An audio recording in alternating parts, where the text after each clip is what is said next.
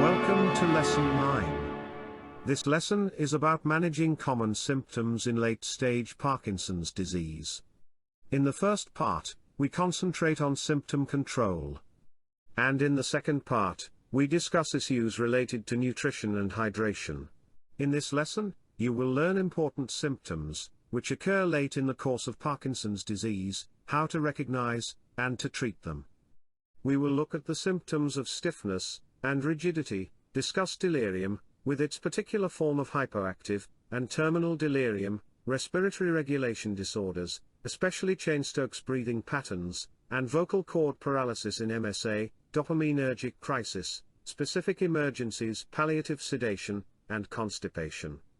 When stiffness and rigidity are increasing in the advanced phase, there is often a lack of fluids and medication intake. The main causes for an increase in stiffness are reduced fluid intake, problems with taking medication, and thus reduced medication levels, and constipation, with resulting poor absorption of the medication. The cause of these changes is swallowing difficulties. Treatment might be quite individually. At first, fluid substitution should be considered, and in difficult cases, a feeding tube placement. If this is considered, discussion about jejunal tube placement, and consecutive application of duodopa should be followed. This drug will also be available as a subcutaneous formula soon. Therefore, it might be considered at first, to place a nasogastric tube, which could be used for fluids and medication including duodopa. Furthermore, special medication might be needed, using various modes of application. Particularly nursing aspects, such as sufficient positioning of the patients to avoid decubiti, or also sufficient passive movement, to avoid contractures is important. A phenomenon called stiff person-like syndrome is observed in Parkinsonian patients in the late phase. This syndrome is characterized by stiffness that exceeds severe rigidity, and has little response to dopaminergic medication. Benzodiazepines are useful, for example, as lorazepam or midazolam, even as a continuous subcutaneous infusion. In the following slides, we will address the symptom of delirium, with a special focus on hypoactive delirium and terminal delirium. Already in an early woodblock print of Ars Moriendi, The Art of Dying, at the end of the 15th century, a man can be seen, who has significant weight loss, lying in the bed and misbehaving. That woodblock print shows that delirium at the end of life has been recognized already at the end of the Middle Ages. These are the two different explanations where the word delirium comes from. It is either from delirare, which means being mad, or from delira ire, which means going off the track. Delirium can be divided into different subtypes. The following lesson should concentrate on hypoactive and terminal delirium. It is well known that hypoactive delirium has the highest prevalence in hospital patients. And it is also very high in Parkinson's patients. Delirium has various clinical characteristics that should help to make the diagnosis. Clinical characteristics include altered perception, cognitive impairment, disorientation, gradual deterioration, and fluctuations. These fluctuations are characteristically for delirium, and it distinguishes between epileptic seizures or stroke, where also alterations of mind can take place. Often hallucinations are also part of delirium. These are misperceptions of the patient, that are not visible from the outside. There exist different useful assessments for delirium, for example, the CAM. A confusion assessment method instrument, or the New Day SC, Nursing Delirium Screening Scale, or DOS-S, Delirium Observation Screening Scale. The SQID, or the Single Question in Delirium, is the shortest diagnostic tool, but has a high sensitivity. Test it next time.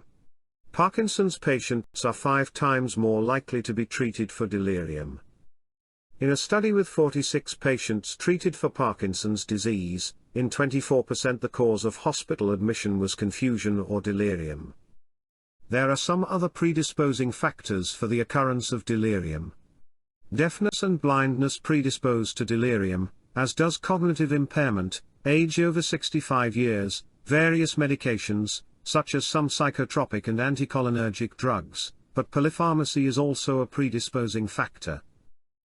Electrolyte disturbances, malnutrition and fluid deficiency, hypoxia, alcoholism, various comorbidities such as infectious diseases, multiple pre-existing conditions, especially chronic liver disease and kidney disease, strokes or other neurological diseases, bone fractures or trauma, terminal illnesses are important predisposing factors.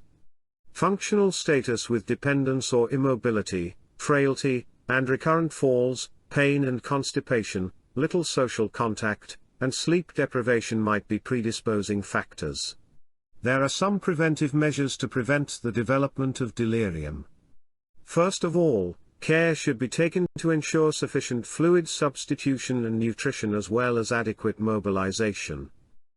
Concerning medication, care must be taken that on the one hand it is sufficient, for example, in the treatment of pain, but on the other hand, the necessity of each medication must be checked for possible interactions and the correct dosage. Withdrawal symptoms, due to a possibly too rapid phasing out of substances, on which the patient is dependent, must be watched out for. Excessive sensory stimulation should be avoided. In addition, or as an alternative to medication, there are several non-drug measures in the treatment of delirium. Identifying predisposing factors means taking a history, especially asking about the occurrence of previous delirious or psychotic states, substance abuse, incompliance, and recent changes in delirogenic medication. Depending on the current situation, the detection and treatment of medical precipitators includes the clinical examination, if necessary, the determination of laboratory parameters, measurement of vital parameters, in individual cases possibly also supplementary diagnostic measures, such as an ECG, a chest X-ray, or possibly even a blood gas analysis. It makes sense to create an atmosphere that is as familiar as possible for the patient, in which well-known people are present and the environment remains familiar. For adapted communication, it is advisable to have a consistent caregiver, comforting and calming conversation, with the help of translators if needed. Avoid tube feeding if possible. Provide glasses and hearing aids.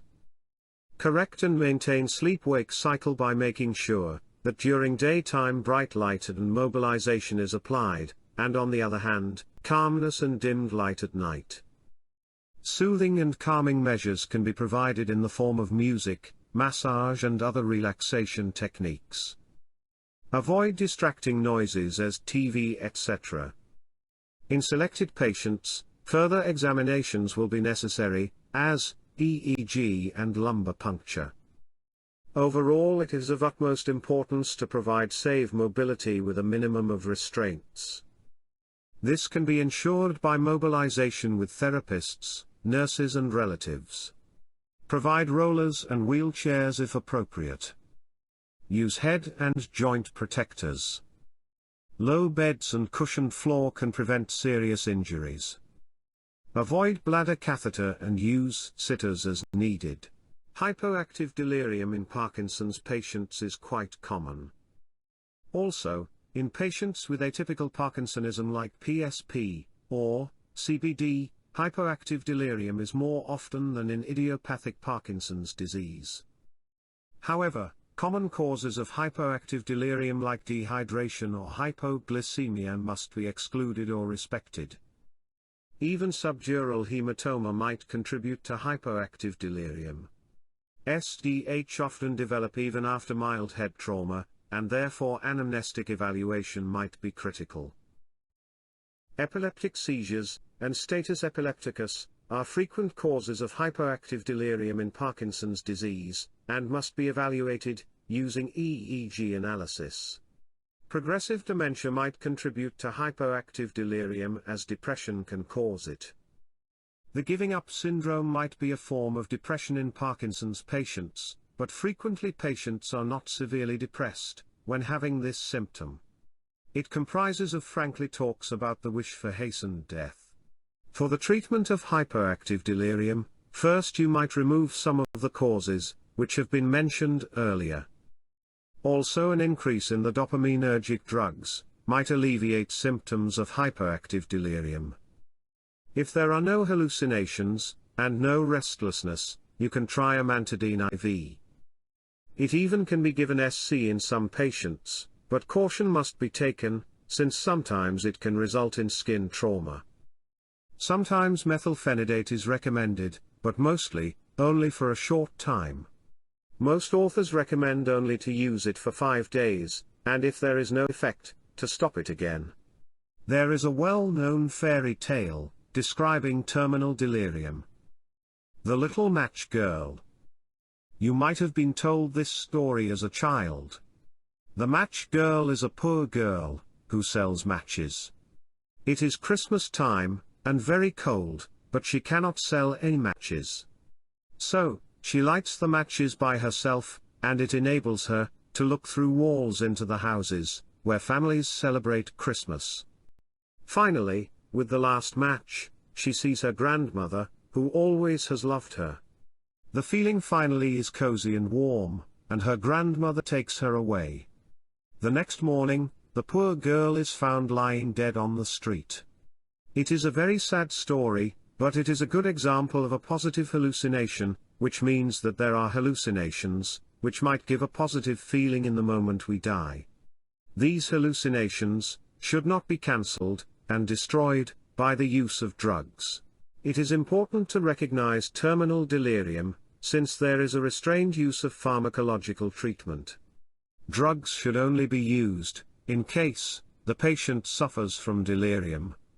This could be because of bad hallucinations or feeling in bad company. If possible, the inclusion of caregivers is important, which means that at best they should stay in the same room, or even sleep in a bed next to the patient's bed. Physical contact can be one of the most important treatment options in this time. It provides support and helps the patient to feel at home. As discussed in Lesson 8, the home might be where the loved ones are. Patients with Parkinson's disease show fewer respiratory-related deaths, as compared to controls and PSP patients. Therefore, the breathing pattern might be very well preserved in these subjects, even at the end of life. Nevertheless, changes in the breathing pattern may occur. Due to the stiffness of the respiratory muscles, the breathing pattern may change. Dopaminergic drugs are recommended as a possible therapy. If the disorder is due to pneumonia, the use of an antibiotic must be considered. Epileptic seizures can also change the breathing pattern. Therapy for this would be anticonvulsive medication. Changes in the frontal brain area, or a subdural hematoma, can cause changes in the breathing pattern. In the case of a subdural hematoma, surgery should be considered. Some medications change the breathing pattern. In this case, the medication should be reviewed and evaluated for necessity. Intestinal problems can cause lymphedema, which can also alter the breathing pattern. Massages, or other laxative measures, can help. General measures that can always be used for dyspnea are: open windows, calm the patient, and find a suitable position for the patient. Even a small ventilator, put in front of the nose, might be helpful. Sometimes the cause of the dyspnea is a laryngospasm. Often it can be seen in patients with multiple system atrophy, but sometimes also in Parkinson's disease patients. In severe cases, a tracheostomy might be done, especially when the patient suffers a lot. In severe cases, the patient's ability to talk is significantly reduced, and therefore, tracheostomy does not all of a sudden takes away the communication. There might be severe cases at the end of life, and in these situations, palliative sedation can be helpful. Palliative sedation does not mean terminal sedation, and in this case is used to reduce the muscular spasms. Groaning means the symptom that patients make noises sometimes day and night, and they can't stop it. It is often part of a frontal lobe affection. Tracheotomy might even be effective in these cases, since patients in severe cases are not able to talk. In our experience, patients who are affected by pneumonia should immediately be treated. Untreated pneumonia can cause significant progress of the disease, and the patient might even lose power and weight. If severe pneumonia cannot be treated with antibiotics 3 times, it might be final pneumonia, since the body is too weak to fight against the infection. Palliative sedation can resolve fear and coughing and relaxes the body. Now we will look at the hypokinetic, or akinetic crises. Hypokinetic or akinetic crises might develop when patients are not able to swallow the medication, or in case the dopaminergic medication has been reduced too quickly. However, also vomiting and an ileus lead to a dopaminergic crisis. Especially vomiting can be a sign of ileus in Parkinson's patients, which might develop in the advanced phase of the disease. Patients are often not able to describe the abdominal pain associated with ileus, and therefore, it has to be excluded. Be careful at the end of life. When swallowing difficulties reduce dopamine intake, never simply stop dopaminergic treatment. There are possibilities for dopaminergic substitution, for example rotigotine patch. A malignant dopamine withdrawal syndrome might develop within 48 hours after a sudden stop of dopaminergic medication. Besides symptoms of a hypokinetic crisis, an increase in body temperature and also an elevation of creatine kinase can be observed. But even if there is a further dopaminergic treatment, severe stiffness can develop. It might be due to slow or missing absorption of levodopa or an application of dopamine agonists because of delirium or hallucinations. The clinical situation can be comparable to the stiff person syndrome, and even elevated levels of dopamine cannot alleviate the stiffness. In such cases, a benzodiazepine treatment can be successful, using drugs like lorazepam or even midazolam, for example nasal spray. The drug treatment in the advanced phase of the disease might be complicated. Often we cannot continue with drugs formerly used and therefore have to switch to other possible medication, since swallowing difficulties reduce the amount of medication possible. There have been experiences with the rotigotine patch and also apomorphine pumps. However, there are no clinical trials to describe an effect, since only limited data are available for the end-phase treatment. Duodopa might even be effective, but before this treatment, insertion of a feeding tube has to be done. As mentioned earlier, certain symptoms resemble stiff person-like syndrome, and do not respond well to levodopa treatment. In these cases benzodiazepines and even opioids can be used. Now, let us talk about obstipation, which is important not only in the advanced phase of the disease.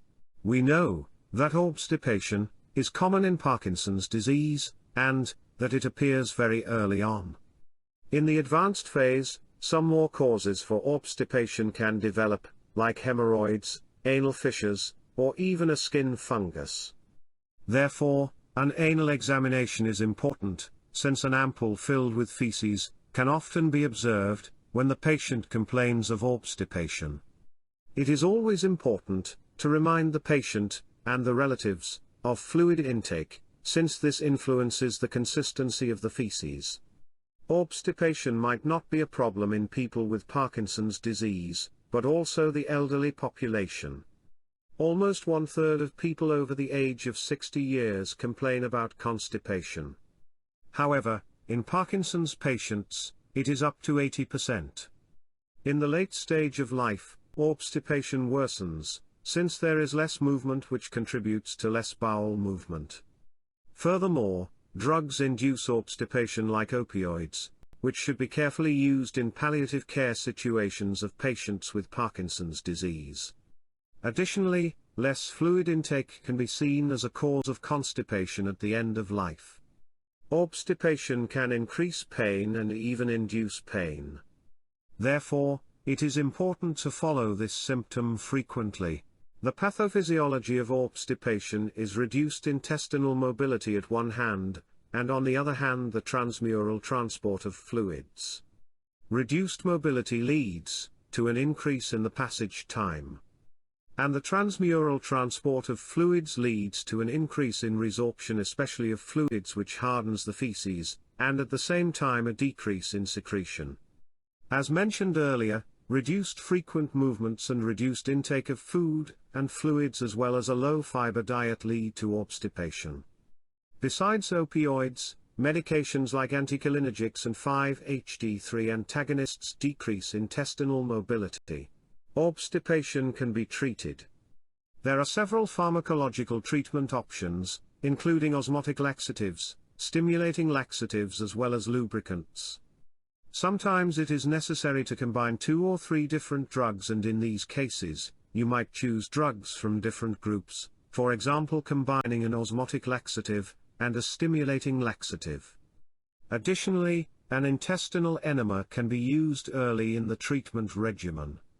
Always helpful is a colon massage, which can also be used by relatives of the patient.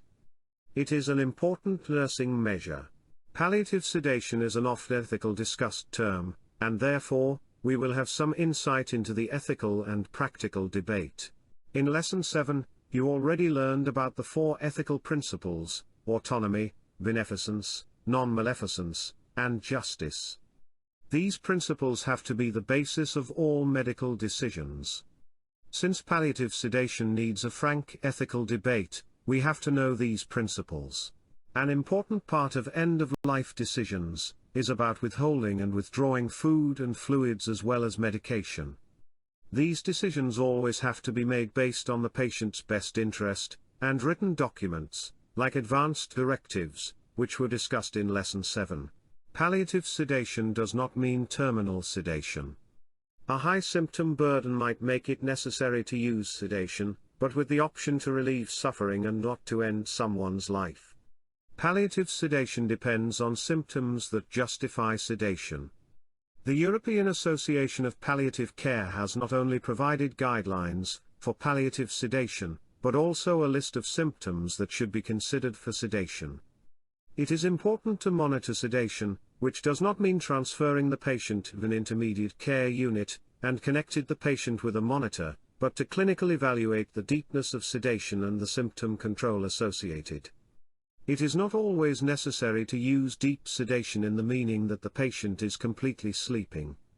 Often mild sedation in a state where we still can communicate with the patient is sufficient. Palliative sedation is often used for dyspnea or pain. However, in recent years, pain treatment in Parkinson's patients has emerged, and I have not experienced the need for sedation for the last 10 years. More often palliative sedation is used for dyspnea, like the vocal cord paralysis in multiple system atrophy or severe stiffness in corticobasal degeneration. Only rarely do these symptoms occur in Parkinson's disease, but a stiff person likes syndrome in the advanced phase at a time, when the patient often is lying in the bed, or wheelchair-bound. Far more symptoms like agitation, or even delirium occur in Parkinson's patients, which might require sedation, since typical neuroleptics cannot frequently be used in these patients. However, benzodiazepines are also effective in Parkinson's delirium. Benzodiazepines like lorazepam or midazolam are also frequently used in palliative sedation. An important differential diagnosis of delirium in Parkinson's patients is epileptic seizures, or even a status epilepticus.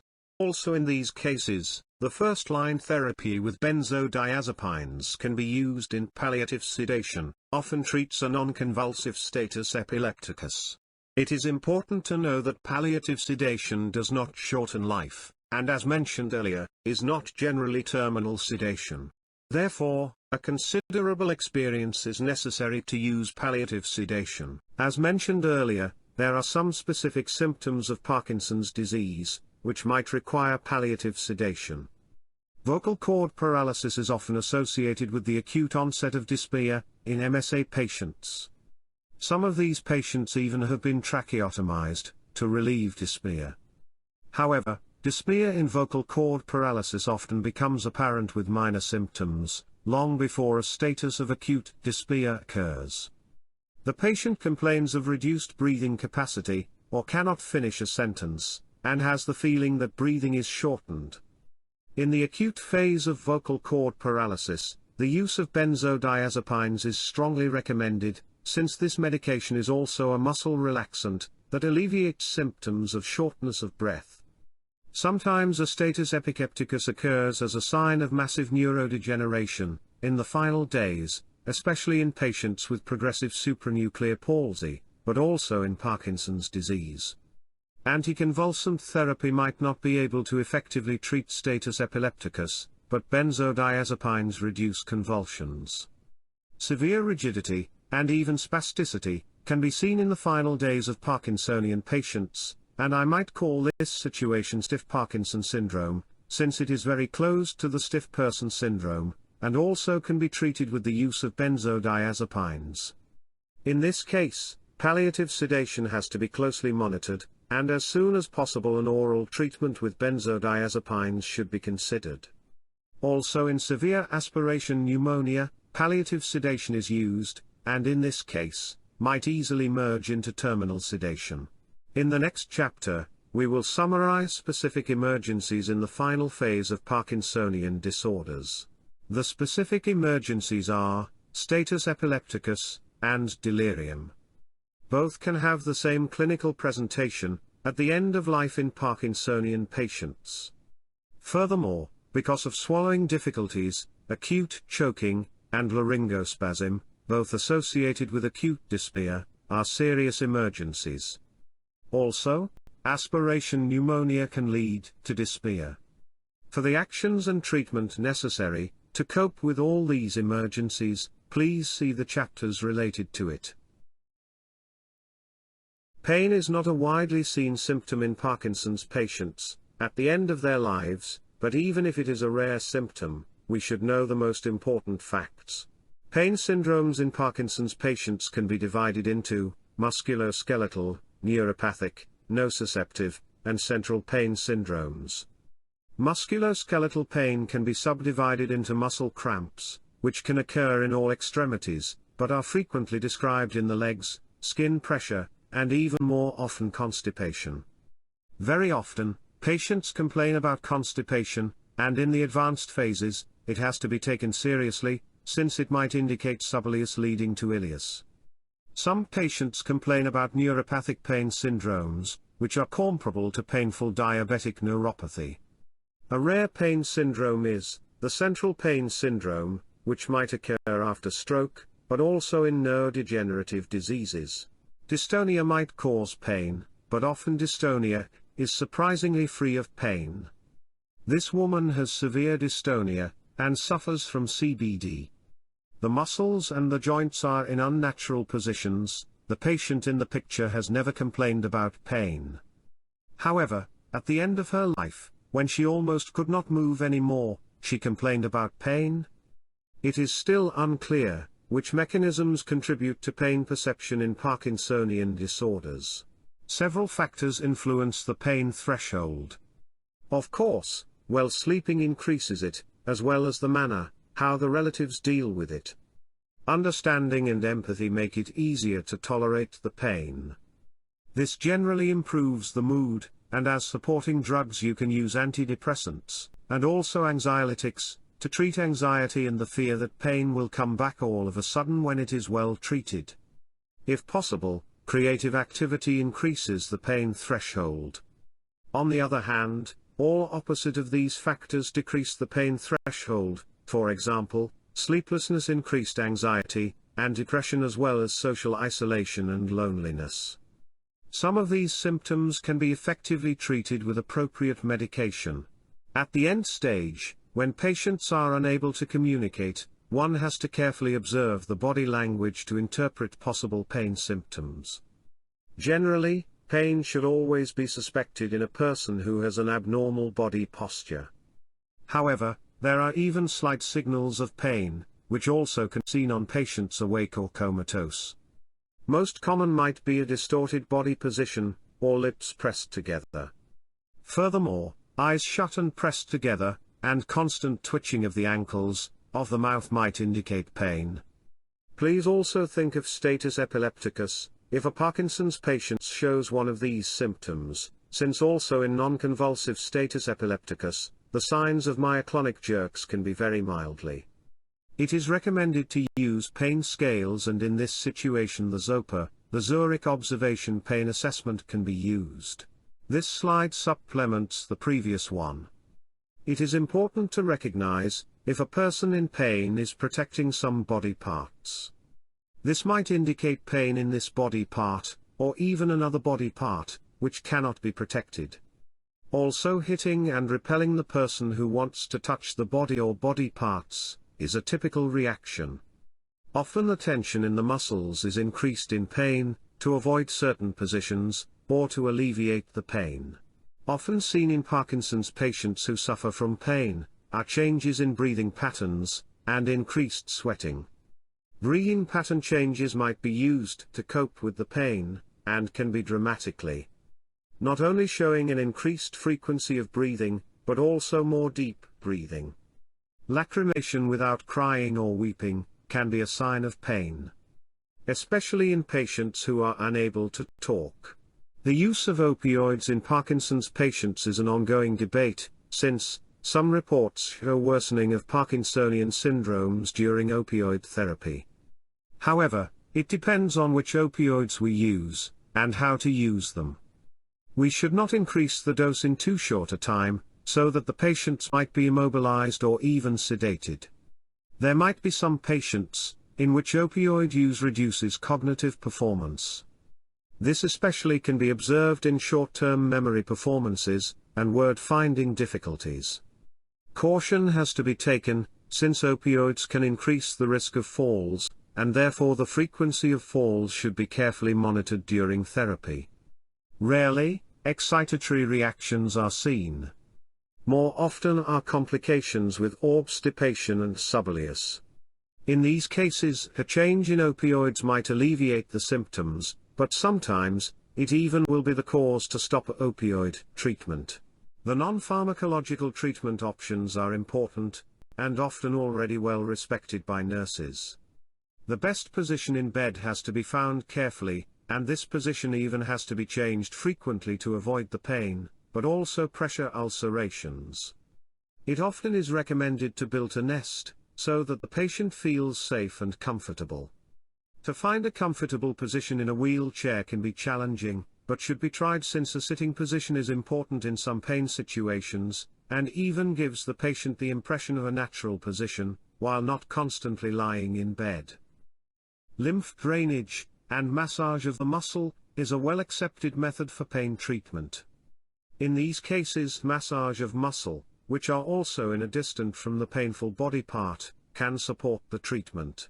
Pain perception has several components. One important, but often neglected, is the spiritual component of pain. Pain in the advanced phase of the disease might goes along with fear of death, but also the question of guilt. What have I done that causes my suffering? Often the perception of body changes, in combination with pain, could be difficult. Several questions might arise in a painful situation, such as the questions about loneliness and the meaning of life, in such a situation. From that arises the question of what am I worth? Religious and even non-religious might inquire about God's plan. However, we still know too little about the spiritual dimensions of suffering in Parkinson patients. So far, there is too little information about spirituality in patients with neurologic diseases in general. Still, we have made an attempt to address this important care dimension in Lesson 11. Patients in the final stage of Parkinson's disease frequently suffer from pain. Compared to Parkinson's patients, PSP patients express far less pain. Pain has to be addressed, as it significantly reduces the quality of life.